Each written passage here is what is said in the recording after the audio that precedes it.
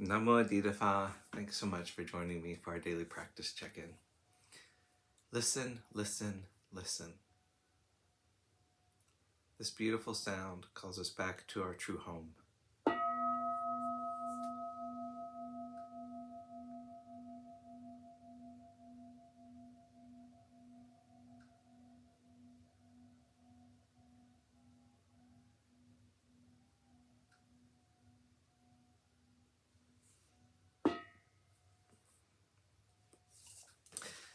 The second mindfulness training.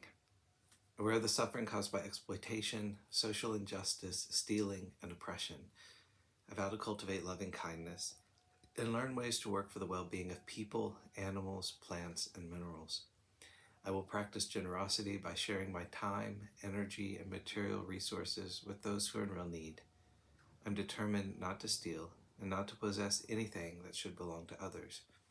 I will respect the property of others, but I will prevent others from profiting from human suffering or the suffering of other species on earth.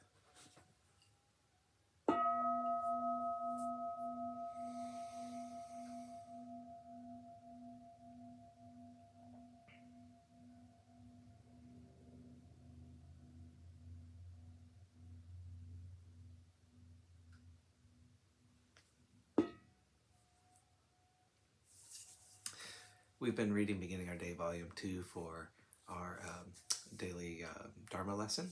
And today we're reading Putting Our Moods in Their Place by Lungpo Pasano.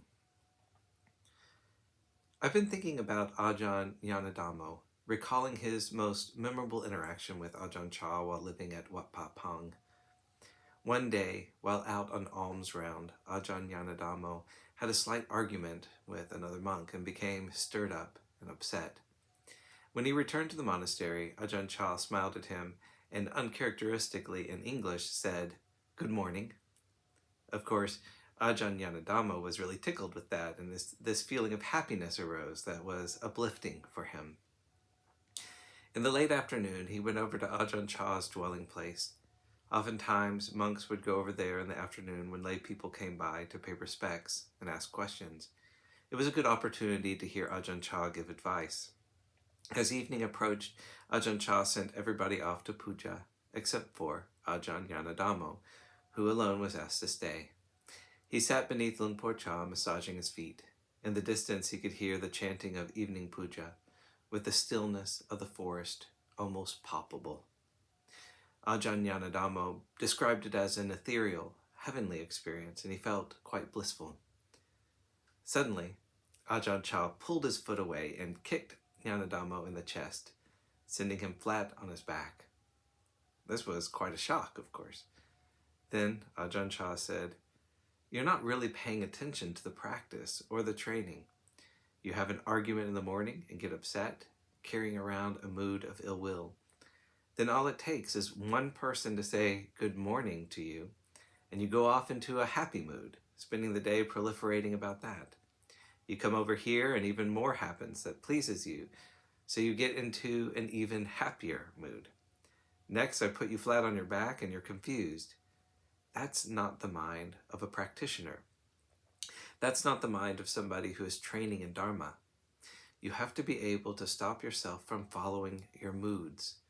You do your best not to be caught by them, believe in them, or buy into them. That's what defines a practitioner." As one might imagine, this was an exceedingly powerful and influential teaching for Ajahn Yanadamo. For all of us, moods are woven into the fabric of our lives. We go up and down, get inspired and depressed, energetic and enervated by our moods. None of that is the essence of practice. To really practice is to see through these conditions, to see them clearly as they really are. This is just a mood. This happens to be something I like. This happens to be something I dislike. It doesn't mean we don't have feelings, but we resist picking them up and running with them all the time. As we go about our day, we need to look at the nature of our impressions, to look at the contact, the feelings, and the way moods want us to go, and stop ourselves from giving in to them. We have to be willing to look closely at moods and challenge them. With peaceful moods, for instance, if we get what we want and things go the way we prefer, that's not very stable. That's no refuge at all. The refuge is in satipanya, mindfulness, and wisdom.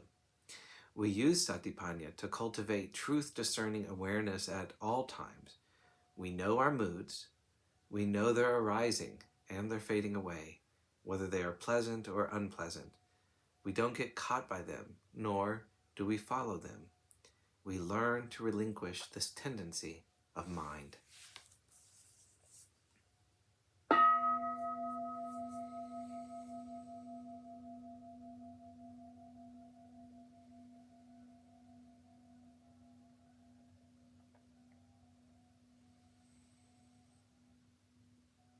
May all beings be well. May all beings be happy. May all beings be peaceful. Namo Adida Phat. Thanks so much for joining me today.